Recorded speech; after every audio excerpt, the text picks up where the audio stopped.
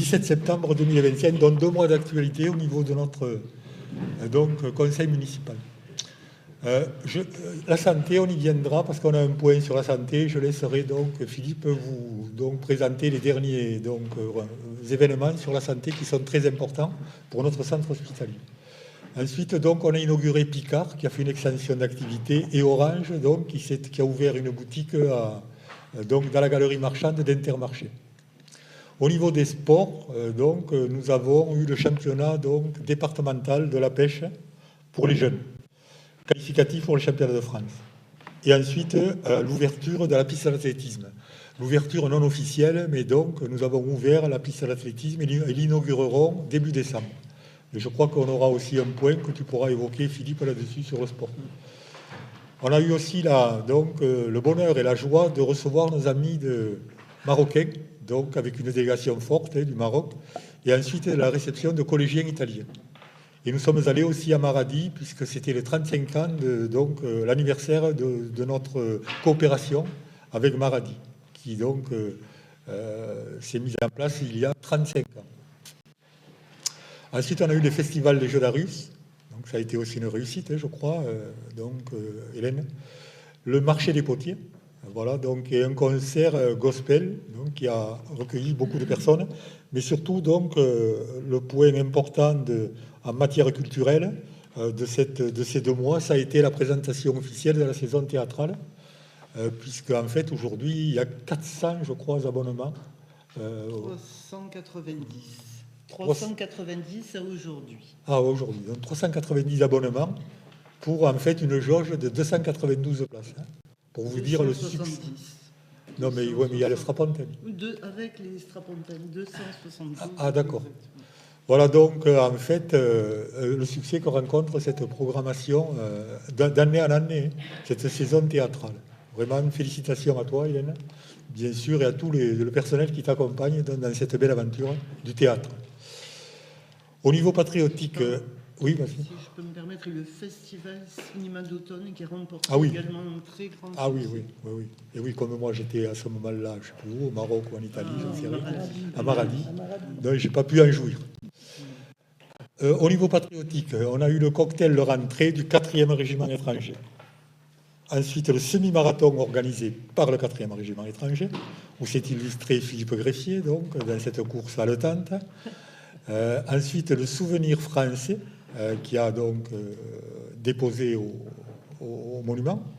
Et puis, on a eu, bien sûr, ces cérémonies du 11 novembre qui ont été extrêmement suivies avec les 100 ans de notre monument aux morts rue de Dunkerque.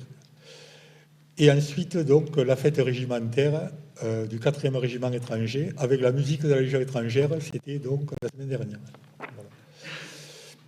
Cette musique de la Légion étrangère qui s'est produite dans l'après-midi devant 300 élèves des écoles qui sont venus pour un moment pédagogique très apprécié, ainsi que je l'ai dit au général en le remerciant vivement de nous avoir permis d'avoir...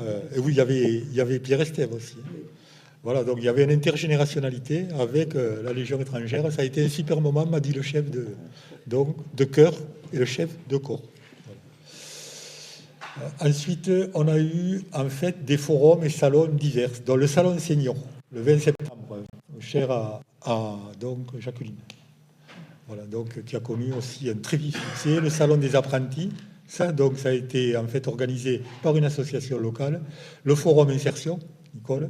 Après les journées handisport, voilà, Octobre Rose, Jackie, et l'accueil des nouveaux arrivants, Elisabeth. En fait, 2 mois extrêmement chargés, où pratiquement tous les 2 jours, il y a une manifestation. Voilà.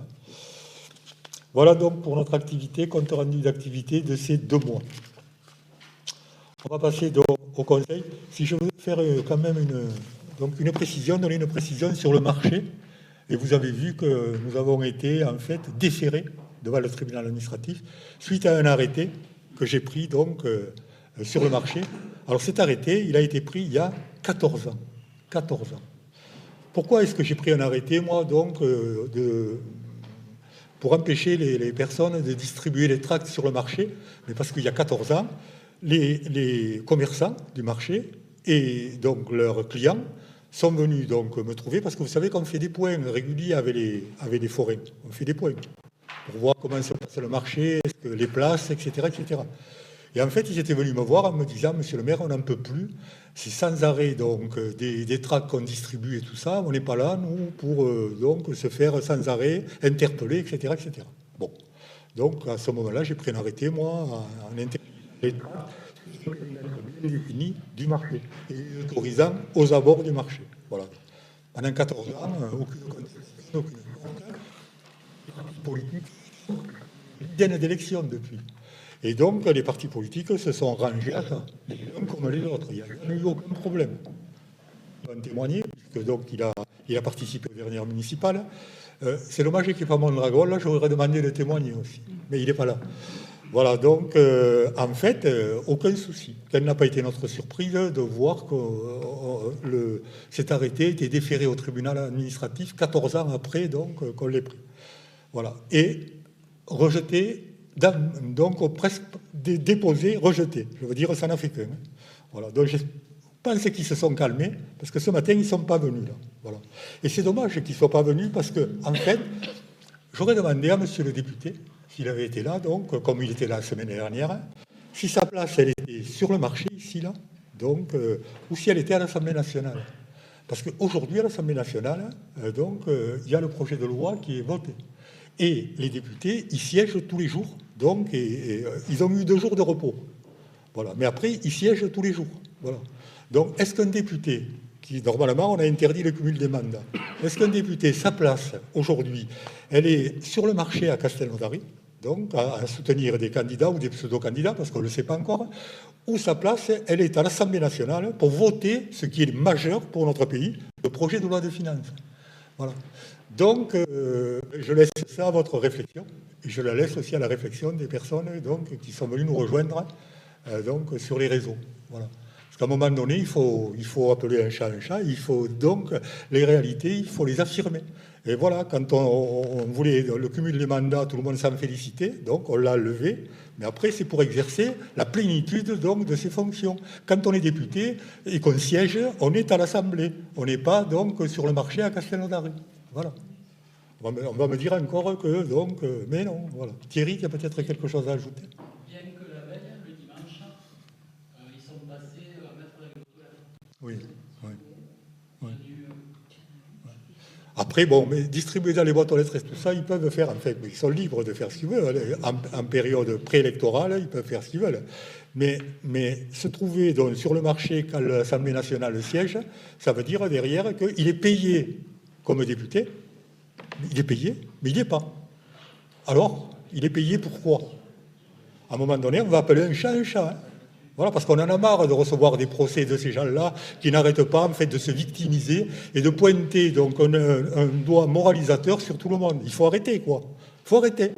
Voilà. Donc, quand on fait la morale à tout le monde, il faut soi-même être très propre. Voilà. Donc, mon moment d'amertume est passé. Voilà. Mais en fait, il fallait que je le dise. Et j'avais envie de le dire. Voilà. Et j'espère que la presse, donc, ici présente, reprendra ses propos et ça me ravira. Voilà. Comme ça, donc, on verra. Il me tarde de voir leur réponse quand même. Il me tarde de voir leur réponse. Je suis impatient. Voilà. Allez, on va passer donc au Conseil. Voilà. Et on va voter pour le PV du 17 septembre. Est-ce qu'il y a des oppositions, des abstentions? Donc, c'est approuvé à l'unanimité. Et vous avez vu que le maire, il est en grande forme, quand même. Mais je ne vais pas repartir, rassurez-vous. Je ne vais pas repartir. Voilà, donc, on a approuvé le PV. Les décisions que j'étais amené à prendre depuis le dernier donc, conseil, c'est-à-dire le 17 septembre, est-ce qu'elles soulèvent de votre part des questions? Pas de questions? Donc, merci. On a approuvé. On va passer donc aux délibérations. J'ai rien oublié? Ah oui, les 2 motions.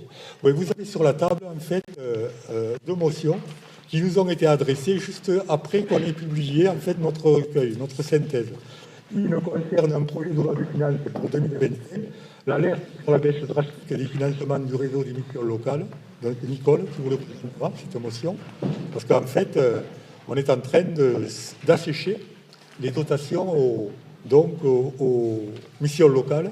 C'est très très important, hein, parce que c'est de l'insertion de personnes qui en ont bien besoin. Et ensuite, donc, il y a une motion aussi sur l'alerte du Conseil de l'ordre des avocats au barreau de Carcassonne, puisqu'en fait, le montant maintenant pour faire appel doit dépasser 10 000 euros. C'est Jacqueline qui nous présentera cette motion. Si vous voulez, on les passe de suite, les motions, comme ça, après, on ne fait que le Conseil. Voilà. Donc, ces motions, en fait, elles appellent de notre part un vote. Voilà. Un vote indicatif. Donc, on va commencer par celle de la baisse drastique des financements du réseau des missions locales. Nicole. Merci, monsieur le maire. Bonsoir à tous. Effectivement, les missions locales s'alarment, mais très sérieusement, de la baisse drastique des financements, sachant que, je vais le développer, sachant que les missions locales, bien entendu, s'occupent de ce qui est très précieux pour notre pays, la jeunesse, et plus spécifiquement de la jeunesse un peu éloignée de l'emploi pour X raisons, pas simplement celle qui pourrait se prévaloir d'un manque de qualification, de diplôme. Il y a aussi d'autres freins à l'emploi que les missions locales sont chargées de lever, comme la confiance en soi, la santé, etc. Et bien, pour cela, il faut du personnel, et du personnel formé, qui peut encadrer dans des diverses activités ces jeunes. Et ce personnel, il faut le payer. Si on baisse les subventions, eh bien, évidemment, on ne peut plus le payer. Et les jeunes se retrouveront sans cette structure si importante pour eux. Voilà, donc je vais purement et simplement vous lire cette motion. Monsieur le maire donc propose à l'Assemblée de soutenir la motion suivante présentée par l'Union nationale des missions locales. L'avenir de la jeunesse ne doit pas être sacrifié. Alors que la situation des jeunes en France continue à se dégrader fortement avec l'augmentation de leur chômage et de leur précarité sociale et financière, le projet de loi de finances 2026 prévoit une réduction jamais connue des moyens consacrés à leur insertion dans l'emploi et à leur accès à l'autonomie. Si rien ne change, les chances de l'insertion professionnelle et sociale des jeunes vont dramatiquement régresser. La remise en cause de l'apprentissage avec la suppression totale des exonérations sociales, mais aussi de l'aide à passer le permis de conduire pour les jeunes apprentis. La diminution de 16 000 accompagnements des jeunes dans le cadre du contrat d'engagement jeunes, dont 11 160 pour ceux qui sont suivis par les missions locales et 5 000 par France Travail.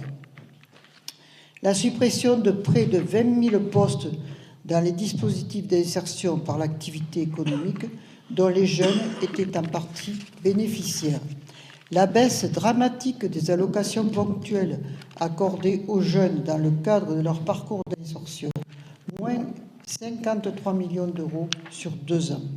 La régression de près de 20% des crédits accordés aux missions locales sur 2 ans, alors que le nombre de jeunes accompagnés, notamment des mineurs, augmente fortement en 2025, plus 8%, avec des graves conséquences tant sur l'emploi de leurs salariés, moins 2000, que sur la qualité de l'accompagnement des jeunes.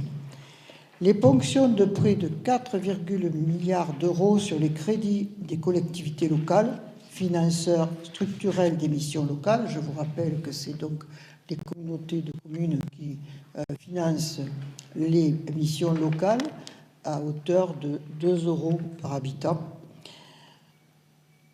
donc vont fortement impacter le financement de celles-ci.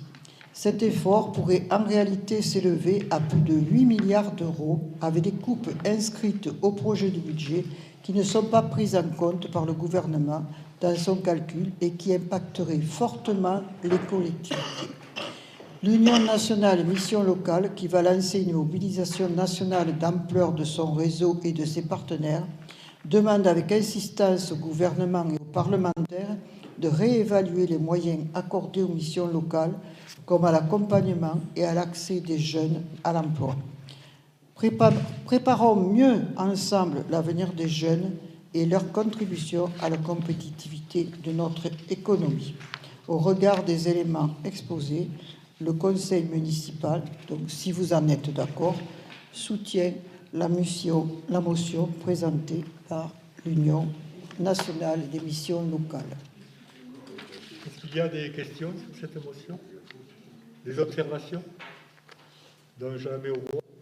Il y a des oppositions, des abstentions. Donc c'est approuvé à l'unanimité. Merci. Deuxième motion, Jackie, c'est en fait une alerte du Conseil de l'ordre des avocats du barreau de Carcassonne. Merci, Monsieur le maire. Alors, en effet, à 2 reprises déjà, le garde des Sceaux a évoqué la signature imminente d'un décret visant à réformer la procédure d'appel avec comme conséquence immédiate une limitation des jugements susceptibles de bénéficier d'un 2e degré de juridiction. La dernière annonce en date était contenue dans le courrier adressé aux agents du ministère le 13 octobre dernier et depuis le 23 octobre 2025, un projet de décret, rivage, rationalisation des instances en voie d'appel pour en garantir l'efficience, que vous trouverez ci-joint, a été envoyé à la consultation de la profession d'avocat. Que prévoit ce projet? Premièrement, une augmentation du taux de dernier ressort, c'est-à-dire le montant de l'enjeu, en deçà duquel l'appel ne sera pas possible. Actuellement, lorsque l'enjeu d'un dossier est inférieur à 5 000 €, l'appel n'est pas possible. Ce taux passerait dans ce projet à 10 000 € dans la quasi-totalité des matières et devant la quasi-totalité des juridictions, que ce soit le tribunal judiciaire, le tribunal de commerce, le conseil des prud'hommes. Pour bon nombre de justiciables, un enjeu à 10 000 € est un enjeu important, représentant plusieurs mois de salaire. Deuxièmement, une interdiction absolue d'interjeter appel de certaines décisions, telles que les fixations des pensions alimentaires ou contributions aux charges du mariage, rendues par le juge aux affaires familiales.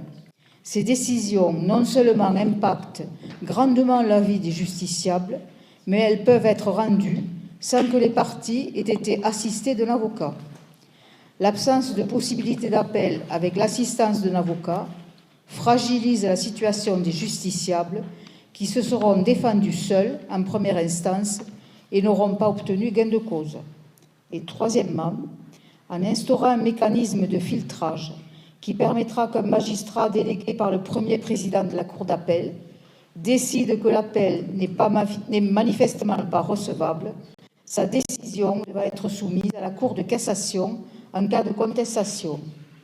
La vraie problématique des cours d'appel est celle du délai de traitement des dossiers qu'une première réforme délétère de 2011 était censée régler, mais elle est loin d'avoir atteint son but et chaque jour, nous constatons une augmentation des délais allant dans certaines cours d'appel jusqu'à 4 ans. Mais on ne peut pas priver les justiciables de leur droit de faire appel lorsqu'une décision ne leur convient pas, uniquement pour désengorger les dites juridictions. La restriction du droit d'appel est une restriction de l'accès au droit. C'est une atteinte grave aux droits des justiciables. Déjà au mois de juin 2025, les bâtonniers des 163 barreaux de province ont unanimement voté une motion exigeant que cette réforme soit abandonnée, mais nous faisons le triste constat qu'il n'en est rien. Il est en effet indispensable que le droit d'appel soit préservé. Donc, au regard des éléments exposés dans cette motion, il vous est proposé de soutenir la motion qui est présentée par le Conseil de l'ordre des avocats au barreau de Carcassonne. Merci Jackie. Est-ce qu'il y a des questions, des oppositions, des abstentions? Donc cette motion est approuvée à l'unanimité. Allez, on passe donc au conseil municipal. La question numéro 1, il y a 21 points au conseil municipal. Donc c'est un conseil qui a des dossiers assez importants, hein, donc, et dont le premier. Voilà, dont va nous parler Philippe Greffier, c'est la restructuration complète et mise en sécurité de l'avenue Georges Pompidou. C'est l'avenue donc qui part de chez Cibra et qui va jusqu'au stade. Donc une artère très très importante de la ville. Bonsoir, mes chers collègues, monsieur le maire. Donc effectivement, le premier point concerne l'un des investissements structurants des années à venir, c'est-à-dire la restriction de la chaussée qui part, pour le dire assez schématiquement, du bas du cours de la République jusqu'au terrain d'honneur, vers la route de Revel. Voilà, l'objet de ces travaux importants vise à la fois refaire les réseaux d'eau, d'assainissement et de pluvial qui sont situés sous la chaussée, mais aussi d'améliorer le confort et la sécurité des usagers sur cette chaussée, comme on l'a déjà fait dans d'autres endroits et comme on continuera à le faire. On le verra encore plus tard dans ce conseil municipal sur les entrées, les voies structurantes de notre commune. Voilà, l'objet de la délibération consiste à demander des subventions. Ces subventions, en fait, il faut en asseoir l'assiette. Et donc sur ces 2 millions, quasiment 400 000 euros de travaux, on a 528 000 euros qui relèvent de la communauté de communes, puisque dont les travaux liés au réseau d'eau et d'assainissement seront portés par la communauté de communes. Il faut déduire aussi de ce montant d'investissement pour aller chercher les subventions tout ce qui relève du pluvial, puisque le pluvial n'est pas éligible aux subventions. Et donc là, c'est plus de 752 000 euros qui seront ciblés sur ces questions de pluvial. Reste donc pour la partie chaussée, circulation piétonne, trottoir et bande de roulement, une enveloppe d'1 100 000 euros hors taxe, pour laquelle nous vous proposons de pouvoir solliciter des subventions auprès du conseil départemental de l'Aude pour 100 000 euros, de l'État à travers la DETR pour 200 000 euros, ce qui nous fera donc un reste à charge de cette partie-là du chantier de 800 000 euros si le plan de financement est bouclé, auquel il faudra rajouter bien sûr les 750 000 euros de pluvial.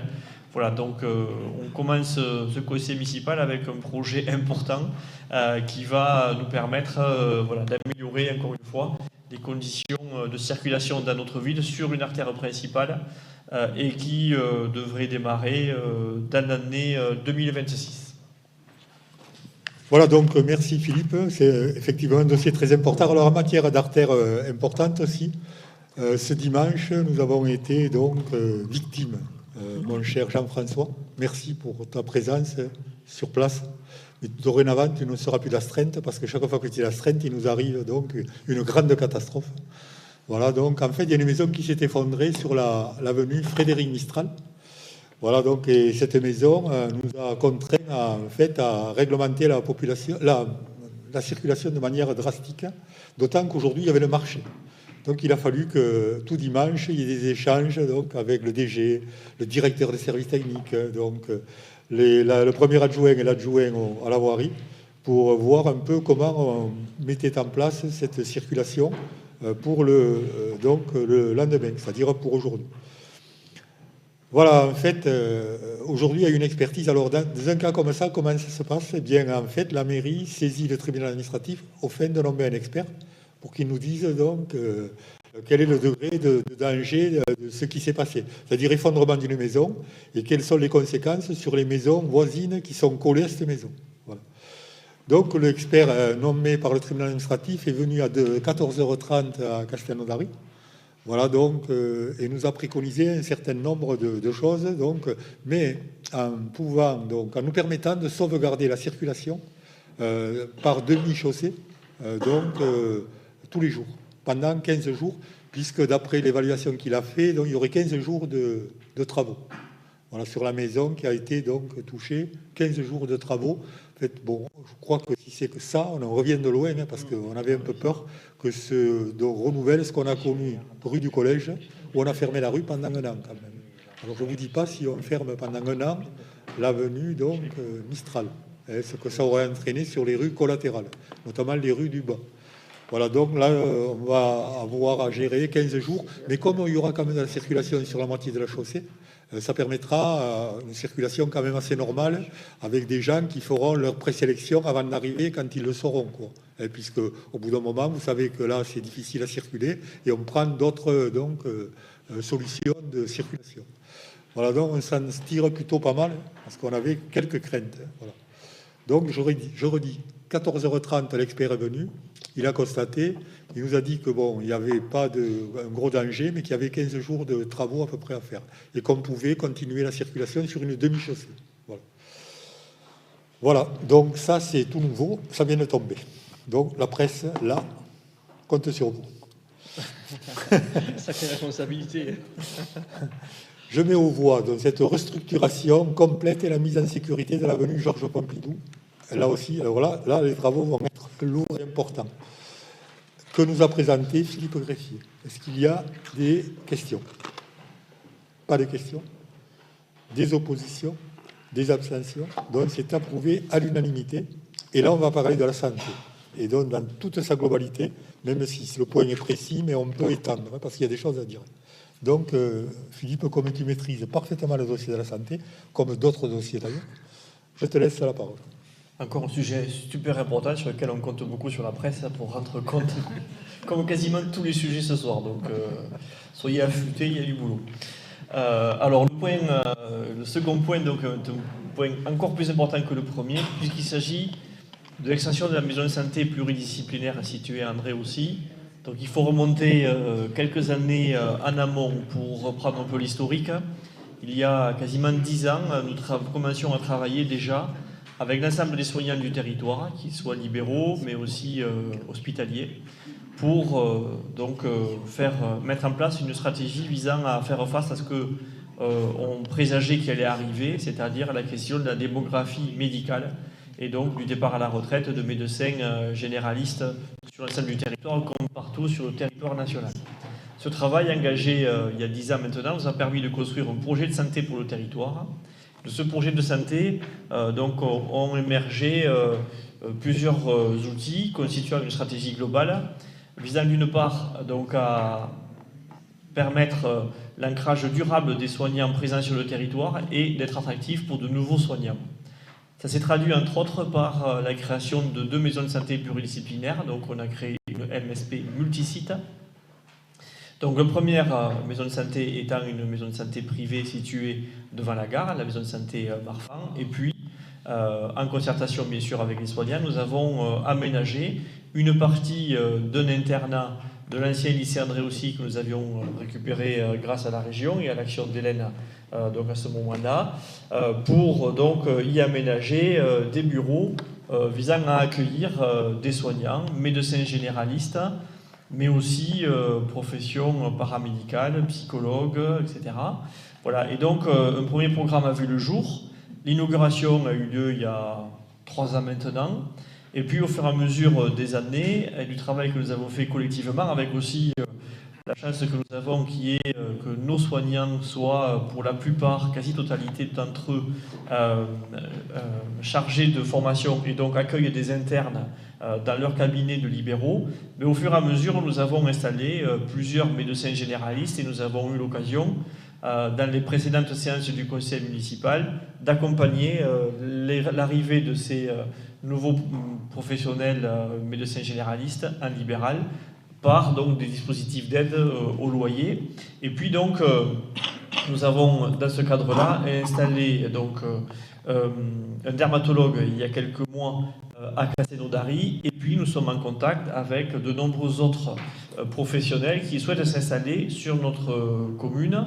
Et donc l'objet de la délibération consiste à définir un programme de travaux avec les soignants concernés pour pouvoir aménager non seulement l'intégralité de ce bâtiment-là, mais aussi le bâtiment qui est accueilli historiquement le Greta puis l'Éducation nationale sur ce même site, de façon à pouvoir continuer et donner de la visibilité pour l'accueil de soignants. Nous avons aujourd'hui donc des médecins généralistes, je l'ai dit, des psychologues, des podologues. Nous avons des ophtalmos qui se sont installés il y a quelques années et qui ont développé leurs activités sur le site d'André aussi.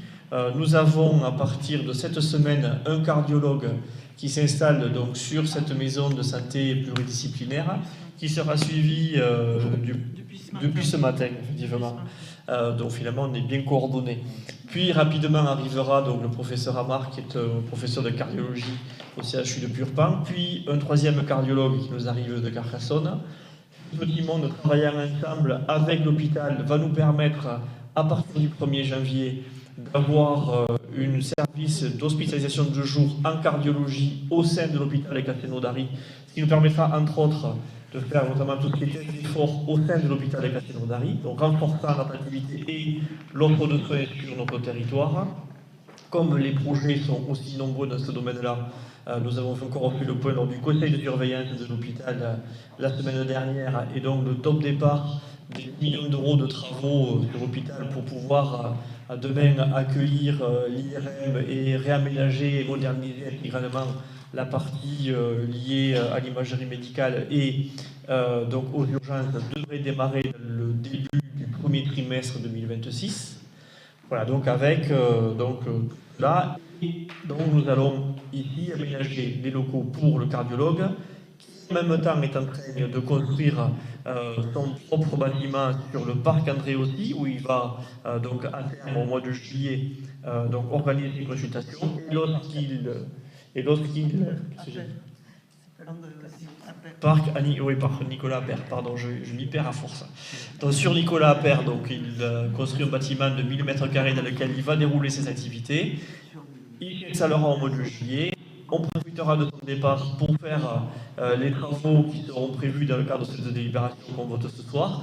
Et quand les travaux seront finis, ce sont des rhumatologues qui vont venir s'installer là et prendre le relais sur les bureaux donc laissés vacants par les cardiologues après les travaux pour pouvoir développer une offre de soins sur la maison de santé pluridisciplinaire d'André aussi. Voilà. Il faut souligner, Philippe, que les consultations avancées à l'hôpital continuent. Oui, tout à fait, bien sûr.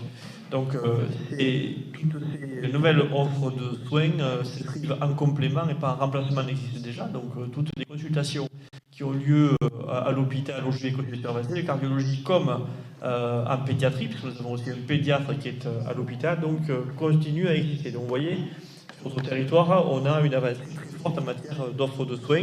Et donc la délibération qu'on propose d'adopter ce soir consiste à aller donc chercher des subventions auprès du conseil départemental de la région, à travers le FNADT, pour nous permettre donc d'être dans les starting blocks pour démarrer des travaux d'aménagement et d'extension de la maison de santé pluridisciplinaire publique que nous portons à André aussi, dès le départ des cardiologues dans leur nouveau bâtiment, pour pouvoir, dans la foulée, accueillir donc des rhumatologues et continuer à avoir de la place suffisante pour continuer à accueillir de nouveaux médecins, généralistes ou spécialistes, qui souhaitent s'installer sur notre territoire. Ça paraît du mur 24 heures. Ah non, j'ai pas tout dit. J'ai pas tout dit. Je me demande si je vais partir. Hein. Non, reste encore un peu. Voilà, donc en complément, mais je pensais le garder pour plus tard, mais bon. Donc nous avons eu la confirmation lors du dernier conseil de surveillance de l'hôpital vendredi dernier, donc de l'accord qui est tombé donc la semaine dernière d'avoir le SMUR H24. Donc c'est l'aboutissement de travail de longue haleine que nous portons avec Monsieur le maire et moi bien sûr depuis déjà au moins 3 ans pour faire en sorte que nous ayons une couverture SMUR H24. Aujourd'hui le SMUR c'est de 8h à 20h. Le SMUR, vous savez, c'est ce qui projette les secours au domicile ou sur la voie publique quand il y a un accident. Voilà. Et nous avions, depuis plusieurs années déjà, demandé à ce que nous puissions avoir, depuis l'hôpital de Castelnaudary, donc l'autorisation pour avoir un SMUR H24, c'est-à-dire nuit et jour. Et nous avons eu cette autorisation la semaine dernière, et nous avons la voiture qui est déjà là. Et donc reste quelques procédures administratives à régler de façon avant de pouvoir mettre ce dispositif pleinement opérationnel. Et ça va nous permettre d'avoir encore une fois une couverture améliorée en matière d'offres de soins et de secours sur notre territoire et bien au-delà de la ville de Castelnaudary, sur l'ensemble du bassin de vie. Et l'IRM ? L'IRM, je l'ai évoqué aussi, dans le cadre donc, des travaux, donc des 10 millions d'euros que j'ai évoqués tout à l'heure, nous permettront d'accueillir l'IRM puisque nous avons, au sein du conseil territorial de santé que j'ai le plaisir de présider, après je vais m'arrêter de parler un moment, mais bon voilà, donc nous avons distribué des autorisations pour avoir des IRM, donc une autorisation sur l'hôpital de Castelnaudary. Cette IRM donc, sera positionnée à l'étage, au premier étage, avec le scanner qui est un scanner lui aussi dernière génération qui a été mis en place l'année dernière avec là aussi un logiciel spécifique sur la cardiologie. Et bien entendu, le système de radiologie va être changé aussi, puisque nous avons eu les assurances de l'Agence régionale de santé, que donc en déménageant, réaménageant les locaux, c'est aussi du matériel dernier cri qui va être mis en place, et pas juste, même s'il est déjà récent, le matériel qui existe déjà. Donc les travaux vont commencer en février, nous a-t-on dit, et donc dans l'année qui vient, nous allons pouvoir bénéficier à Castelnaudary de locaux entièrement neufs pour accueillir les urgences, le scanner dernière génération avec la cardiologie et un IRM à Castelnaudary. Pas les urgences. Oui. Les urgences, on les a vues. Voilà, donc, mais en fait, un grand merci à toi, Philippe, parce qu'en fait, SMUR 24 heures sur 24, c'est ton action très prégnante qui nous a permis, en fait, d'étendre l'intervention du SMUR, hein, puisque tu l'as précisé, il était de 12 heures, là, donc, il passera à 24 heures. Voilà. Tout en maintenant les urgences, bien sûr, ouvertes, donc 24 heures sur 24. Voilà, donc je mets aux voix cette extension de la maison de santé pluridisciplinaire. Est-ce qu'il y a des oppositions, des abstentions? Donc c'est approuvé à l'unanimité, je vous en remercie. On va parler maintenant de la piste cyclable de l'avenue Martin Doche, donc chère à Giovanni Zamai, et de la demande de subvention donc, à laquelle on va procéder au titre du fonds vert. C'est Jean-François Virolet-Massé qui nous présente ce point. Merci, monsieur le maire.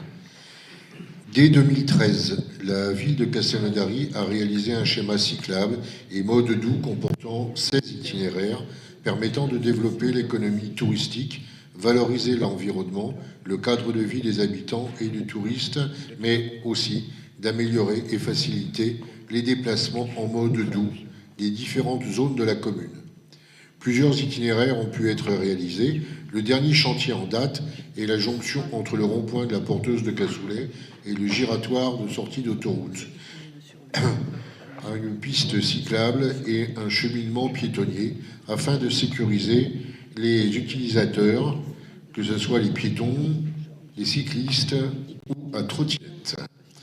Sur le même modèle, l'itinéraire ciblé aujourd'hui concerne l'avenue Martin Doche, portion comprise entre le croisement de la rue du Perrier et le magasin Netto. Le projet présenté vise à créer une mobilité douce en créant une liaison sécurisée pour les cyclistes et les piétons, ce qui facilitera l'accès à différents points clés, le centre-ville, le quartier du Vallon du Gruffoul et l'école de musique intercommunale. Ce projet peut être financé au titre du Fonds vert sur le thème Plan climat, air, énergie territoriale. Il est proposé donc de délibérer sur le plan de financement suivant. La ville de Castelnaudary sollicite une subvention du Fonds vert, PCAET, de 51 919 € et participera donc à hauteur de 91 764 € pour un total de 141 764 €. Monsieur le maire propose donc au conseil municipal d'approuver le plan de financement tel que défini ci-dessus et de l'autoriser à solliciter une subvention la plus élevée possible au titre du fonds vert PCAET. Voilà, donc merci Jean-François pour cette présentation. En fait, on a fait un schéma avec 16 itinéraires. Voilà, et petit à petit, donc, on ouvre ces itinéraires. Donc là, cette année, je ne sais plus si c'est le 5e, puisqu'on a eu celui du Mas-Sainte-Puelle, en fait, le carrefour du Mas, celui qu'on est en train de faire aujourd'hui, qui mène au rond-point donc, au parc Jean d'activité. La descente du cours de la République, en passant au canal, celui-là, en fait, le plan, en fait, se décline sur plusieurs années. Voilà. Donc, il y a des questions sur ce point numéro 3. Pas de questions, donc je mets aux voix. Qui vote contre, s'abstient, donc c'est approuvé à l'unanimité. Question numéro 4, il s'agit de sensibiliser au premier secours nos enfants. Donc c'est Priscilla qui nous présente ce point. Merci Monsieur le maire, bonsoir à tous et à toutes. Donc la commune souhaite renforcer son engagement en faveur de la jeunesse en proposant des actions éducatives essentielles à la formation des citoyens de demain. Dans ce cadre, la sensibilisation au premier secours représente un enjeu majeur. Elle permet aux élèves de CM2 d'être sensibilisés et d'acquérir les gestes qui sauvent. Cette démarche s'inscrit pleinement dans notre volonté de développer des actions éducatives et citoyennes fortes au sein de nos écoles. Et je tiens à remercier le centre de secours de Castelnaudary dont l'implication et la collaboration ont permis la mise en place de ce projet essentiel pour nos jeunes. Les formations seront réalisées par l'Union départementale des sapeurs-pompiers de l'Aude pour l'année scolaire 2025-2026 en session de 3 heures au coût de 20 € par élève dans la limite de 4 500 €. Monsieur le maire propose au conseil municipal d'approuver les termes de la convention décrite ci-dessus, de l'autoriser à signer la convention et tout document et de le charger de toutes les démarches nécessaires à la bonne réalisation des formations. Là, tu t'es régalé parce que tu as pu me vous voyez tout là, hein, c'était monsieur le maire. Donc, est-ce qu'il y a des questions sur cette belle initiative de premier secours pour nos enfants? Voilà, donc pas de questions. Je mets aux voix. Qui vote contre, s'abstient. Donc, c'est approuvé à l'unanimité. Le point numéro 5, il s'agit en fait de concours de dessin Dessine-moi ton canal que nous présente Audrey pour les 30 ans, le 30e anniversaire de l'inscription du canal, donc au patrimoine.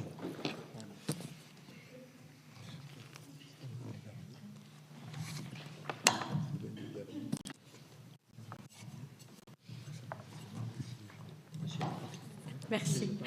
Donc, à l'occasion des 30 ans de l'inscription du Canal du Midi sur la liste du patrimoine mondial de l'UNESCO, la commune organise un concours de dessin dans le but de participer aux différentes actions initiées pour cet anniversaire et promouvoir ce patrimoine historique. Donc, ce concours de dessin est organisé avec la capitainerie et en partenariat avec l'Office de tourisme intercommunal afin de mettre en valeur le Canal du Midi sur la période festive de fin d'année, période pendant laquelle diverses animations sont organisées à la fois par la ville mais aussi par la communauté de communes, avec les commerçants et les associations. Donc, l'intitulé de ce concours sera « Dessine-moi ton canal en fête pour Noël ». Le règlement du concours est annexé à la présente délibération. Ce concours est ouvert à tous les habitants de la communauté de communes dès 3 ans. Voilà. Donc, monsieur le maire propose au conseil municipal d'approuver le règlement du concours si annexé et de l'autoriser à organiser ce concours de dessin. Il y a des questions? S'il y a des questions, Audrey est prête à répondre. Pas de questions? Donc je mets aux voix. Qui s'abstient? Qui vote contre? S'abstient? Donc c'est approuvé à l'unanimité. Je vous remercie. Question numéro 6. Donc appelle une demande de classement en station de tourisme. Donc c'est Philippe Guiraud qui nous présente ce point. Oui, merci monsieur le maire. Bonsoir à toutes et à tous. Donc effectivement, nous avons à délibérer sur une délibération qui concerne donc le tourisme. Donc le dispositif mis en place repose sur des échelons qualitatifs. La commune touristique, ce que nous sommes actuellement, c'est l'échelon de base qui reconnaît le caractère touristique de la commune et la station classée de tourisme, traduit la reconnaissance par l'État des efforts accomplis par les communes concernées pour structurer une offre touristique d'excellence. Seules les communes ayant obtenu la dénomination en commune touristique peuvent prétendre au classement en station de tourisme. La ville de Castelnaudary a obtenu la dénomination commune touristique en mars 2023. L'appellation station de tourisme est régie par le Code du tourisme. L'arrêté du 16 juin 2023 a mis en place une nouvelle grille de critères visant à encourager les démarches de développement durable sur le territoire des communes érigées en station classée de tourisme et à modifier les critères à la présence d'une pharmacie sur le territoire communal. La liste des critères est la suivante: l'accès à la circulation, l'accès à Internet, les hébergements touristiques de la commune, l'accueil, information et promotion touristique sur la commune, les différents services de proximité, les activités et équipements sur le territoire de la commune touristique, l'urbanisme et les actions en matière d'environnement, hygiène, équipement sanitaire et gestion des déchets sur les territoires de la commune sécurité. Au vu de la définition de la station classée de tourisme et des critères en vigueur, il est demandé donc à l'Assemblée de solliciter le classement de la ville de Castelnaudary en station de tourisme, reconnaissance de l'ampleur du travail effectué ces dernières années pour une attractivité de la ville de Castelnaudary. Monsieur le maire propose donc au conseil municipal d'approuver la demande de classement en station de tourisme. Voilà, monsieur le maire. Merci Philippe donc, pour cette importante avancée de notre ville en matière touristique. Est-ce qu'il y a des questions? Opposition, abstention, donc c'est approuvé à l'unanimité. Question numéro 7, Philippe, eh bien, écoute, continue, puisque tu as été brillant jusqu'à maintenant, eh bien, continue à être brillant. Donc en nous parlant de l'implantation commerciale au profit de 2 personnes, de 2 commerçants. Oui, tout à fait, monsieur le maire. Donc vous le savez, nous avons implanté depuis quelques années, maintenant depuis 2023, une aide à l'implantation commerciale et nous allons délibérer ce soir concernant l'implantation de 2 nouveaux magasins. Donc je refais une petite synthèse rapidement. Donc depuis le 7 octobre 2024, nous avons implanté 25 commerces qui ont bénéficié de cette aide depuis le début de l'opération, soit un montant global de 60 000 €. Donc aujourd'hui, nous avons 2 dossiers à passer. Ça concerne M. Aliyev qui souhaite créer une pizzeria qui se situerait au 12 rue Gambetta. Donc nous avons convoqué la commission d'acceptation et nous avons pu lui allouer un plafond de 250 € et un deuxième commerce qui va s'implanter au 17 et 18 place de Verdun, qui est un magasin de téléphonie, c'est la franchise Coriolis, pour le montant du loyer mensuel s'élevant à 260 €. Les dossiers de demande donc, ont été acceptés par la commission. Et nous demandons donc à Monsieur le maire d'indiquer les différentes dépenses qui seraient inscrites au budget de la commune. Voilà, Monsieur le maire. Voilà, donc merci Philippe. En fait, observez qu'on a aidé 26 commerces pour 60 000 €. Certains nous préconisaient d'acheter un fonds de commerce et de le faire tourner donc à divers commerçants qui voulaient s'installer. Si on avait acheté un fonds de commerce, on aurait payé 120 000 €. Là, avec 60 000 €, on a aidé déjà 26 commerces, donc assez simple. Alors, après, certains sont éphémères, mais il y en a 26 qui ont ouvert quand même. Voilà. Certains ont fermé depuis, mais donc le succès est au bout de l'opération. Bon, et financièrement, en 1 an et demi, 2 ans, donc on a limité plutôt la dotation du budget communal. Est-ce qu'il y a des oppositions? Des abstentions? Donc c'est approuvé à l'unanimité. Question numéro 8, il s'agit donc d'un avenant à la convention Petite Ville de demain, valant opération de revitalisation du territoire. Je crois qu'il y a une prorogation, François. Oui, monsieur le maire, bonsoir à tous et à toutes. En effet, vous l'avez dit, donc ça c'est une convention que la commune a signée et qui a été prorogée par l'ANCT, l'Agence nationale de cohésion des territoires, jusqu'à fin 2026. Donc il vous est proposé par avenant de proroger cette convention.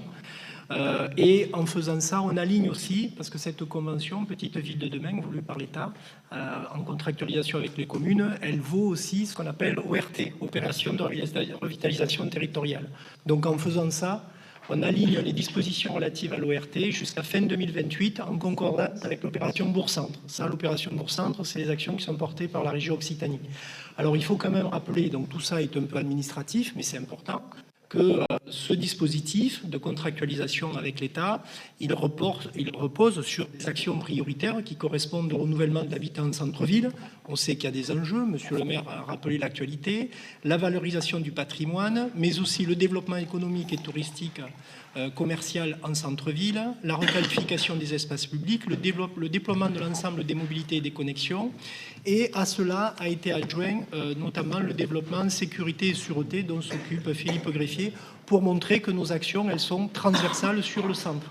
Alors de manière très concrète, ce dispositif PVD valant ORT, à quoi il a pu contribuer à l'échelle de la ville de Castres-en-Darry, notamment au financement du poste chef de projet PVD. Donc c'est quelqu'un qui est employé, qui travaille donc en lien étroit avec le service urbanisme et habitat de la commune et qui contribue à nos opérations de centre-ville. Par exemple, tout le suivi du dispositif permis de louer. On en a souvent parlé, c'est un dispositif qui porte ses fruits. Eh bien, grâce à cette convention et grâce au financement que ça a permis de lever, on a une action au plus près des acteurs de terrain. Et je rappelle quand même, le permis de louer, c'est loin d'être anecdotique, puisqu'il y avait une crainte exprimée par certains acteurs sur les délais. On s'est aperçu que les délais étaient tenus, la dynamique du marché de la location immobilière était tenue, et c'est notamment le dispositif PVD qui nous a aidés en cela. Donc c'est important de le dire pour que vous sachiez concrètement qu'est-ce qu'il y a derrière ces conventions. Un deuxième point, là aussi qui n'est pas anecdotique, qu'il faut y citer, c'est la défiscalisation de Normandie. Elle a été possible sur la ville de Cassandari grâce au fait qu'on était contractualisé dans le cadre du PVD ORT. Voilà, monsieur le maire. Merci à toi, François. Est-ce qu'il y a des questions sur en fait un dispositif plutôt abstrait, voilà, même si donc derrière il peut être rémunérateur? Pas de questions, donc je mets aux voix. Est-ce que donc certains d'entre vous votent contre, s'abstiennent, donc c'est approuvé à l'unanimité. Je vous en remercie.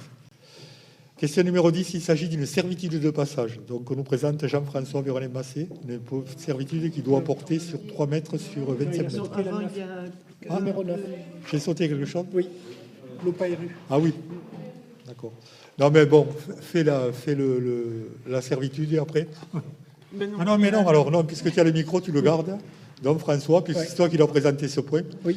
Donc opération Cœur de Ville, c'est l'attribution des subventions au PARU, aux propriétaires bailleurs. Oui, tout à fait, monsieur le maire. Donc un autre dispositif qui s'arrête, mais qui quand même a porté ses fruits tout au long des dernières années. Et en parlant de ce dossier, donc ça permet de le rapprocher du dossier qu'on a passé il y a peu de temps, la presse doit s'en souvenir, elle s'en est fait l'écho, du projet rue de l'Horloge qui avait été porté par la SCI Dominium, donc les investisseurs montpelliérains. Là, c'est un investisseur local qu'on connaît bien, Cassandari, Bruno Barret, qui est donc le gestionnaire responsable de la SCI B3B. Et donc, on parle d'un investissement de rénovation sur un immeuble qui est situé au pied de la collégiale 1 rue Pasteur. Voilà, donc la demande de financement a été faite auprès de l'ANA et vous le savez, les aides auprès de l'ANA sont complétées par les aides de la commune qui s'alignent avec un pourcentage de subvention et des primes complémentaires.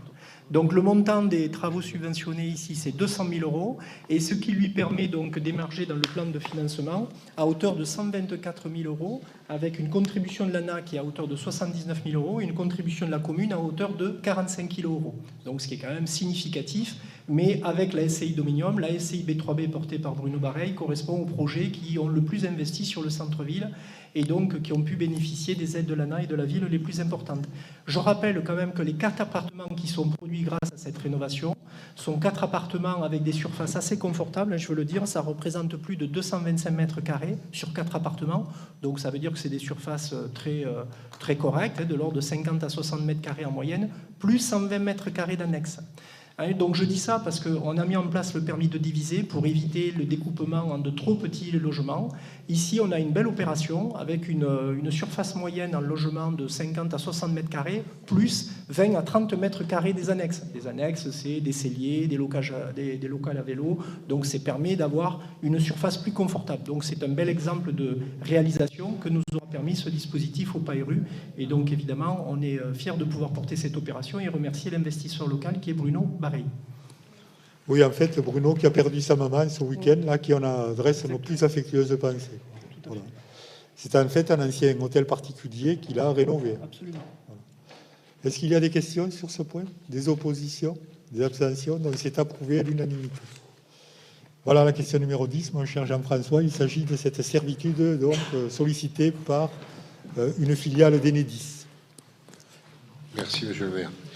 Dans le cadre de l'amélioration de la qualité de desserte et d'alimentation du réseau électrique de distribution publique, la société Solution 30 Énergie, intervenant pour le compte d'Enedis, demande un droit de passage sur 3 parcelles cadastrées appartenant à la commune située rue Pic de Nord.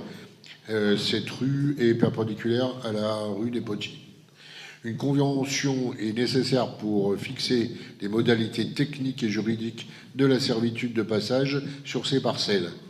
Pour l'essentiel, la commune reconnaît à la société Enedis, pour toute la durée de l'exploitation de l'ouvrage, une servitude à demeure dans une bande de 3 mètres de large sur une longueur totale d'environ 24 mètres pour l'implantation d'une canalisation souterraine et ses accessoires. Une armoire avec mise à la terre sera installée. Cette servitude ne donne droit à aucune indemnité. Vu l'avis favorable de la Commission d'aménagement du territoire communal, Habitat, Travaux et Enseignement supérieur en date du 14 novembre 2025, Monsieur le maire propose au conseil municipal d'approuver les conditions de cette servitude de passage et de l'autoriser à signer la convention et tout document relatif à l'établissement de cette servitude. Merci Jean-François. Des questions? Des oppositions? Abstentions? Donc c'est approuvé à l'unanimité. Je vous remercie. Donc on va passer à l'URBA et l'attribution des subventions au titre de réhabilitation de façade. Donc point qui n'a aucun secret pour Michel Ratabou.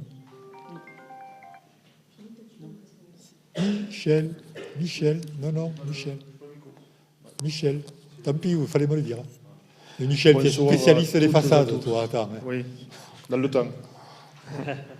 Monsieur le maire rappelle que dans le cadre de l'amélioration de la qualité de l'habitat et du cadre de vie, la commune a mis en place une aide financière pour inciter les propriétaires à rénover les façades et devantures commerciales des immeubles situés en centre ancien et visibles du domaine public.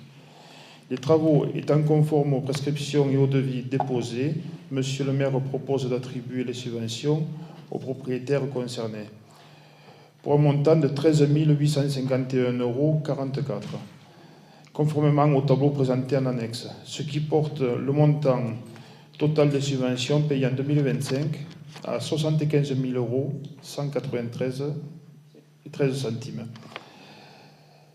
pour 20 immeubles.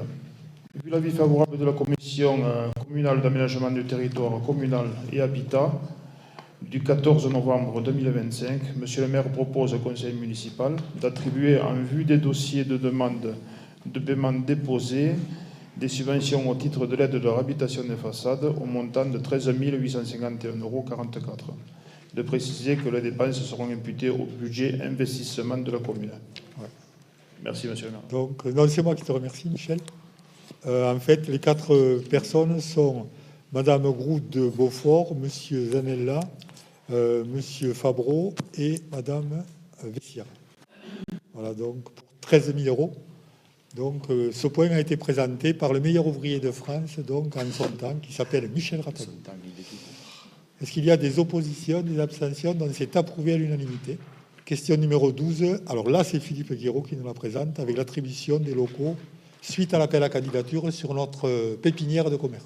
Oui, tout à fait, monsieur le maire. Donc, je situe géographiquement la pépinière de commerce qui est située sous la halle de Verdun. Donc, il y a eu effectivement un appel à candidature. Et donc, cette pépinière permet à des créateurs d'entreprises ou avec ou sans expérience de tester pendant plusieurs mois un projet entrepreneurial, commerce, service ou artisanat, en bénéficiant d'un tarif attractif et progressif pour la location du local avant son installation à proximité, venant en complément de l'aide à l'implantation commerciale, c'est-à-dire l'aide au loyer. Par délibération, le conseil municipal a approuvé le lancement d'un appel à candidature, ça c'est le premier point, pour permettre à une nouvelle entreprise de bénéficier de ces conditions d'installation avantageuses pour une offre, et une offre effectivement a été déposée. Monsieur le maire indique que le comité d'agrément et le suivi de la pépinière spécifique s'est réuni le 3 novembre 2025 pour examiner l'offre déposée par monsieur Casaban Louis et madame Osias Astrid, représentant la SARL Osias Casaban, pour une activité d'atelier glacier, fabrication artisanale complète de glace, de sorbet, issus de matières premières locales. Le dossier de candidature répondant aux critères d'attribution définis dans le cadre des cahiers des charges, qualité du projet, viabilité économique, qualification du candidat, il a été proposé au conseil municipal d'approuver la candidature de M. Casaban et de Mme Osia, représentant la SARL Osia Casaban, en vue d'exploiter le local de la pépinière de commerce et de l'artisanat. Donc, les déclinaisons financières se font de la manière suivante. Première année, premier trimestre, exonération totale. Deuxième trimestre, exonération de loyer à hauteur de 70%, soit un loyer pour le bénéficiaire de 120 €. Le troisième trimestre, une exonération de loyer à hauteur de 40%, soit un loyer pour le bénéficiaire de 240 € revenant à 150 € avec l'aide cumulée au loyer. Le 4e trimestre, suppression de l'exonération du loyer, soit un loyer pour les bénéficiaires de 400 € revenant à 150 € avec toujours l'aide cumulée au loyer. La deuxième année, le loyer pour le bénéficiaire sera de 400 € et revenant encore une fois à 150 € avec l'aide au loyer. Et la troisième année, un loyer pour le bénéficiaire, donc ça a été dégressif, pour arriver à un loyer de 400 €. Voilà, monsieur le maire. Merci, donc, Philippe, pour cette présentation complète de ce dossier. Est-ce qu'il y a des oppositions, des abstentions? Donc c'est approuvé à l'unanimité. On passe donc à la question numéro 13. La reconquête des friches, c'est François Demangeot. Attends, oui, c'est ça. François Demangeot qui nous la présente. Oui, merci Monsieur le maire. Donc là, il s'agit du secteur du lycée, ancien lycée André aussi.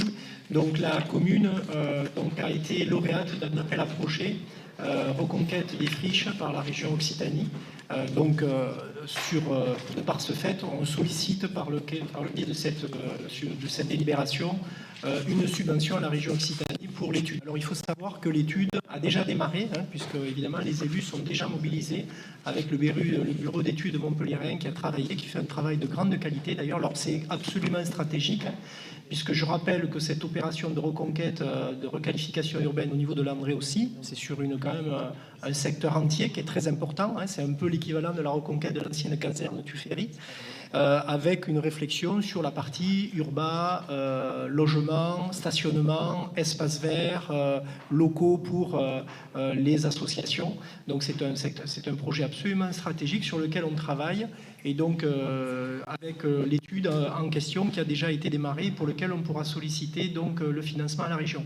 Il faut rappeler que ceci fait écho à la reconquête des friches sur le secteur d'hôpital Rempart, pour lequel là on a bénéficié de soutien de l'État très important, et qui nous a permis, vous le savez, d'envisager à terme la reconstruction sur hôpital Rempart de logements neufs, alors où on avait un secteur d'habitat très dégradé.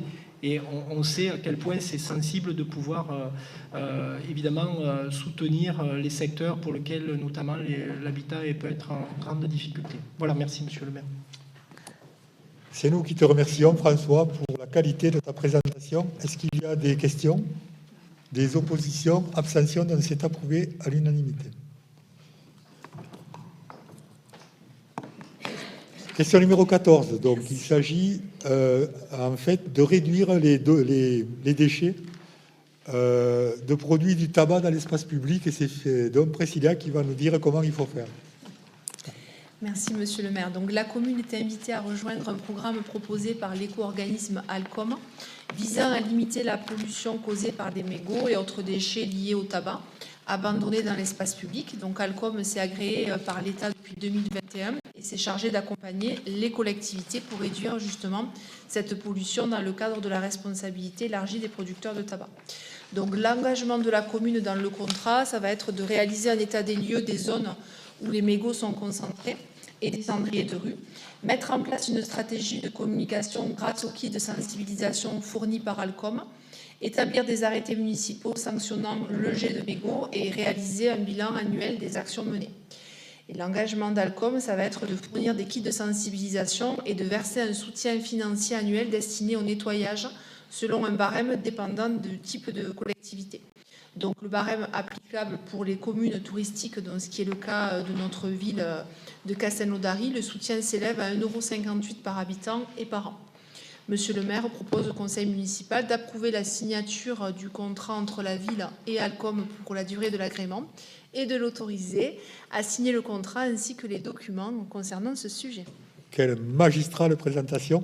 Vous avez observé que je n'ai pas eu la cruauté de le faire représenter par Philippe Guiraud.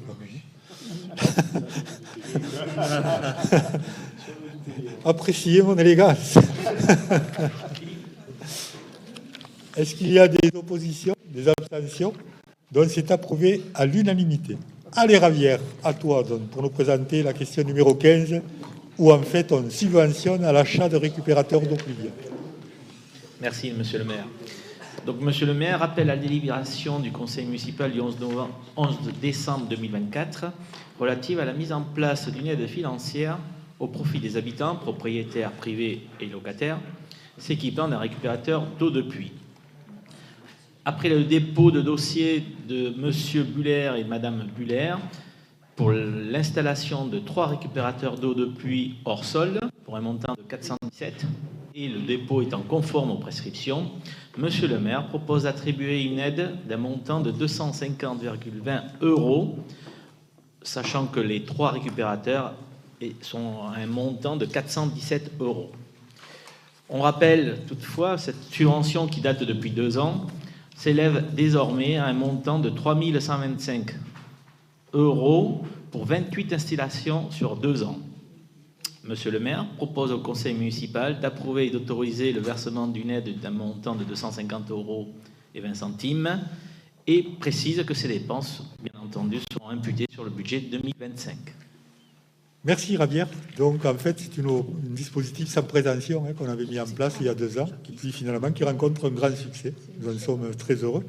Est-ce qu'il y a des oppositions, des abstentions? Donc c'est approuvé à l'unanimité.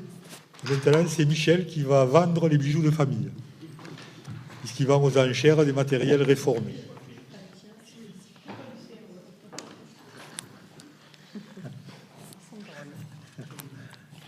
Merci, monsieur le maire.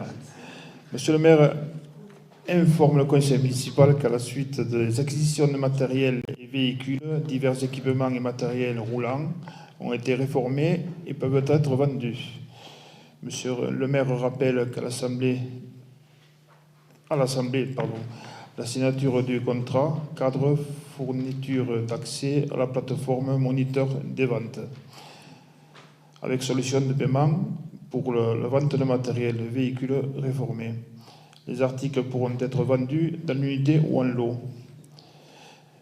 En conséquence, monsieur le maire propose de vendre matériel sur la plateforme. Il s'agit d'un camion Iveco et un tracteur Mitsubishi. Monsieur le maire propose au conseil municipal d'approuver le principe de vente aux enchères et de matériel au plus offrant sur le site web et d'autoriser de signer tout document afférent à la vente. Voilà, merci Michel. S'abstient. Donc tout le monde est d'accord pour vendre les bijoux de famille. Je vous remercie. Allez, donc on va passer à notre chère Sab qui va, alors qu'elle ne l'a pas encore utilisé, elle va nous présenter le règlement. C'est toi, Philippe? Alors Philippe va nous présenter le règlement intérieur de la piste du stade synthétique, donc Coubertin. Oui, c'est vrai que tu l'as porté sur les fonds baptismaux. Bon, on l'a porté à 2, on aurait pu le faire à 2 voix, Sabine. À 3 voix même, puisque nous on l'a porté avec Sabine, et puis c'est Jean-François qui s'est coltiné. Je n'ose pas vous dire ce que m'a dit Hélène. Bon, allez, Philippe. Je vais vous dire après. Voilà, donc il s'agit effectivement de point quasiment final du projet de piste d'athlétisme. Donc vous savez qu'on a une piste qui date des années 60 sur la ville. Et donc dans le cadre d'une programmation pluriannuelle des investissements en matière de sport, nous avons réhabilité l'ensemble des sites sportifs. Et le dernier que nous avons réhabilité, c'est celui donc du stade annexe, qui consistait à une piste encendrée et un terrain stabilisé que tout le monde d'ici a connu, quel que soit son âge. Voilà, des petits travaux avaient été faits pour améliorer un petit peu le drainage ici ou là, mais jamais de travaux structurels, ce qui fait que ce site avait besoin d'être sacrément revu, puisqu'il accueille toute la journée les scolaires. On a 4400 scolaires scolarisés sur la ville tous les jours, et donc du plus petit aux lycéens, tous utilisent le terrain, tant la piste que le terrain de foot rugby. Voilà, et donc on a construit avec les utilisateurs, c'est-à-dire les enseignants, les clubs d'athlétisme, de foot et de rugby, un programme qui s'est élevé à 1 200 000 €, qui nous a permis d'avoir au centre un terrain de foot labellisé par la Fédération française de foot, je tiens à le souligner, foot à 8, et pour le rugby labellisé Fédération française de rugby pour le rugby à 5. Rugby à 5 qui n'a pas de poteau, parce qu'il n'y a pas de transformation dans le rugby à 5, donc c'est normal que vous ne le voyez pas. Et puis donc une piste d'athlétisme donc de 4 couloirs de 333 mètres, avec toutes les zones de saut et de lancer adaptées aux scolaires, avec le choix de revêtement construit avec le club et les enseignants du revêtement plutôt souple qui permet certes de ne pas battre le record du Saint-Bolt à Castelnaudary, mais au moins d'être moins traumatogène pour celles et ceux qui donc pratiquent ça. Donc tous les jeunes sportifs scolaires et du lac, le club d'athlétisme de Castelnaudary, avaient les fourmis dans les pieds et ont pu dès le début d'octobre donc participer et donc venir sur cette piste-là. Nous-mêmes, avec quelques collègues, nous sommes allés hier, certains en fin de semaine dernière, certains ont même levé les chaussures pour profiter de la souplesse du stade. Et je précise qu'au sein du club, certains exercices, qu'on appelle les PPG, sont faits en chaussettes pour respecter l'équipement, qui est aussi une façon d'améliorer la technique. Voilà donc le présent délibération. Il y a eu des tests. Oui, et donc hier a eu lieu donc, un test VMA. VMA, c'est la vitesse maximale aérobie. Malheureusement, je n'ai pas pu y assister, ce qui m'a permis de ne pas voir que j'avais une vitesse aérobie qui tutoie pas les sommets.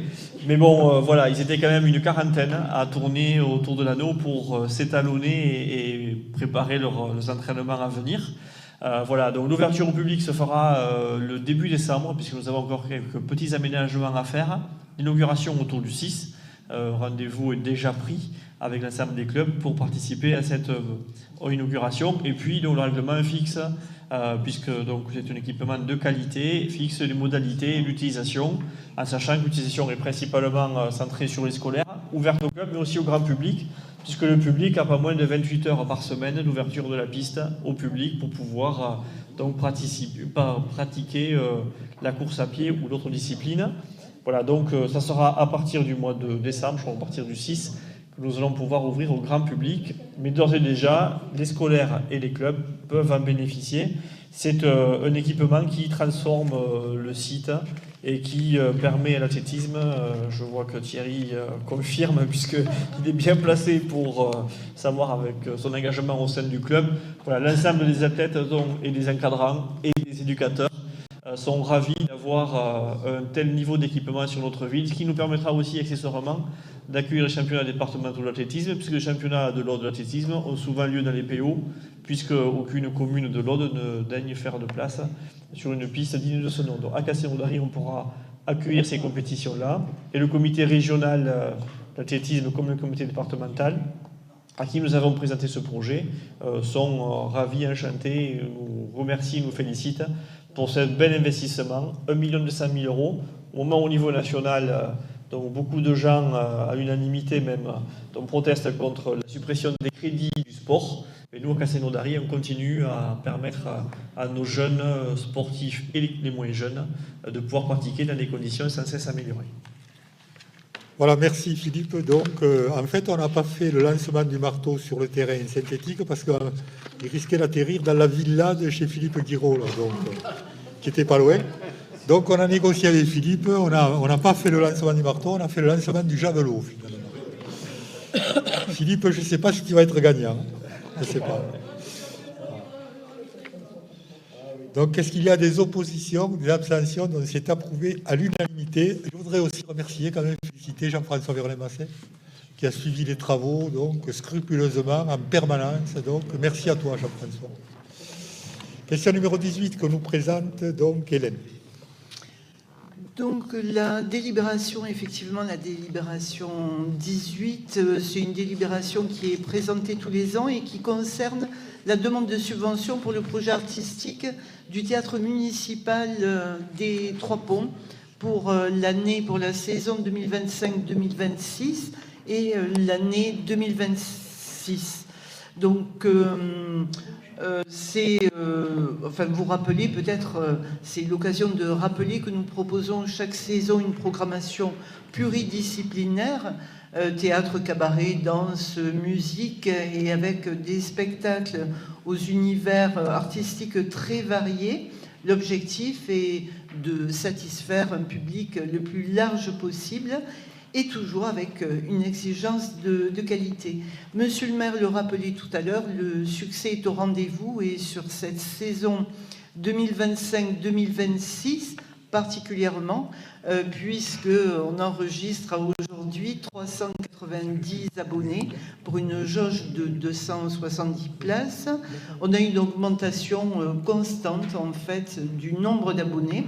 On était l'année dernière à 340 et la saison précédente, on était à 310 abonnés. Donc vous pouvez effectivement constater cette progression très importante, ce qui va peut-être poser problème. Je profite du fait qu'ils n'écoutent pas pour dire que peut-être dans quelques années, ça posera problème. Aucune réaction. Donc de très nombreux... Je suis en train de te voir en direct. Regarde comme tu es belle. Ah d'accord, ok, d'accord, bon. Donc j'attendais quand même cette réaction. Et puis rappeler également qu'il y a de très nombreux spectacles complets cette année et les 3 premiers spectacles ont été joués à guichet fermé. Également dire qu'il n'y a pas que la diffusion et aux côtés de la programmation, il y a également toute une série d'actions de sensibilisation, en particulier en direction du jeune public, en partenariat également avec des associations. Dans le domaine de la danse, c'est le partenariat et la convention que l'on a avec l'association ECAS.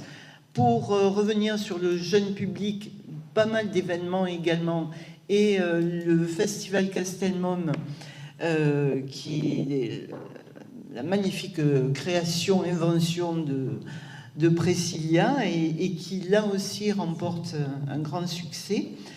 Et pour terminer, le soutien à la création et le soutien aux compagnies, en particulier les compagnies locales, peut-être terminé par l'accueil d'associations, puisqu'il faut dire que ce théâtre est occupé en permanence et avec également pas mal d'associations présentes.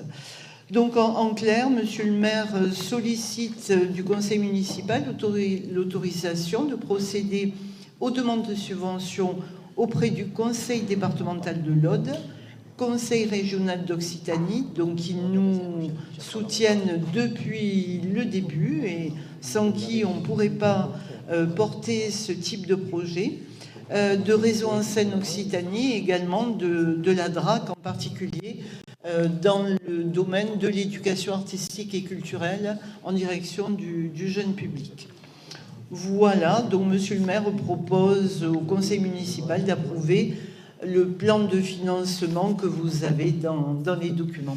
Est-ce qu'il y a des oppositions, des abstentions? Donc c'est unanimement approuvé, Hélène. Félicitations pour la qualité de ton travail.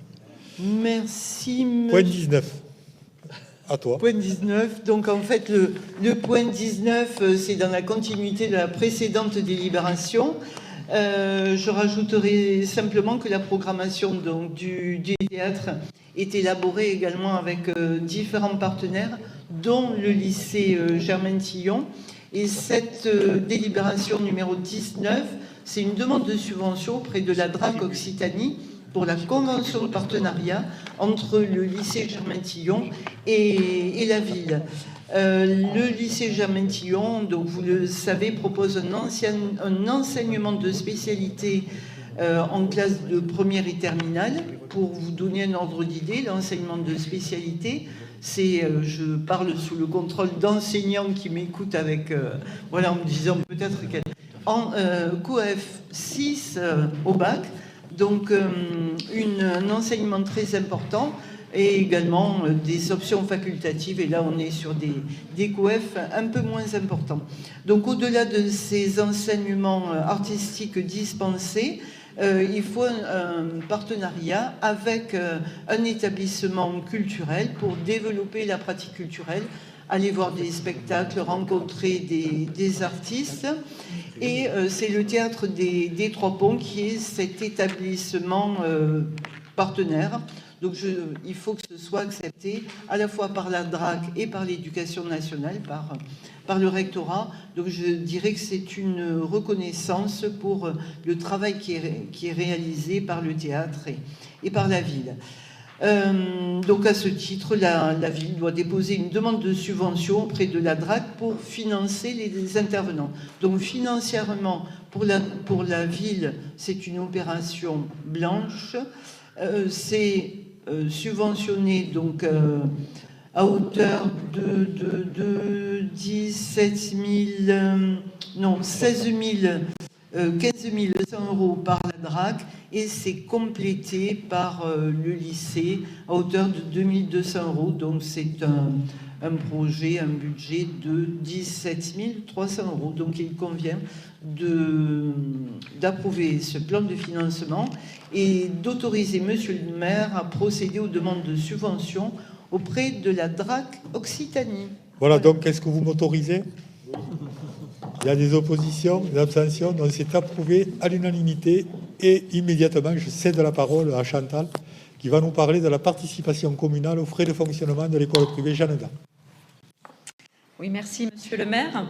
Donc il est rappelé à l'Assemblée qu'en application de l'article L 442.5 du Code de l'éducation, les communes ont l'obligation de prendre en charge les dépenses de fonctionnement des écoles privées sous contrat d'association, afin de répondre au principe de parité entre l'enseignement public et l'enseignement privé. De ce fait, par délibération du 23 janvier 1981, le conseil municipal a décidé de participer aux frais de fonctionnement de l'école privée Jeanne d'Arc, située dans la commune, et ce, pour les enfants domiciliés à Castelnaudary. En date du 27 mars 2025, par délibération, le conseil municipal a fixé le coût moyen de scolarisation d'un élève pour l'année scolaire 2025-2026 à 1 195,09 € en maternelle et à 515,35 € en élémentaire.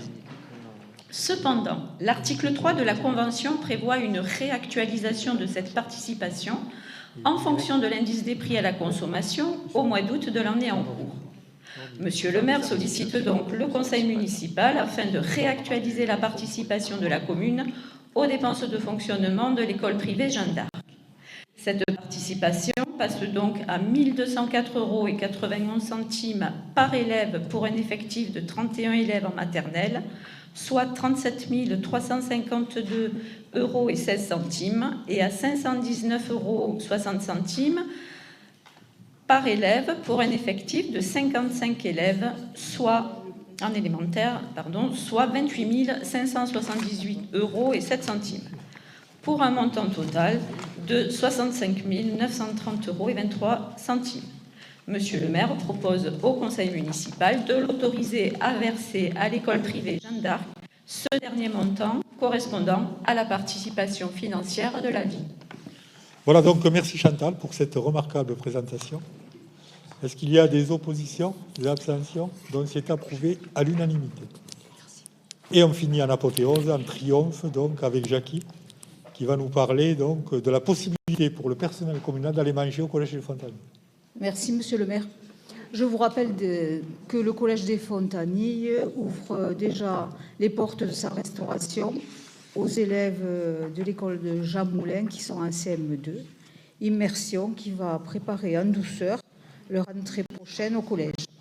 Ce soir, nouvelle convention qui vous est proposée avec le conseil départemental, pour permettre aux agents de la ville ainsi qu'à ceux du CCAS de bénéficier de cette restauration qui, je vous le rappelle, est en liaison chaude, pour une capacité d'accueil de 30 convives environ par jour, ce pour le repas du midi, les 5 jours de la semaine, au prix du repas qui a été fixé à 5,80 €.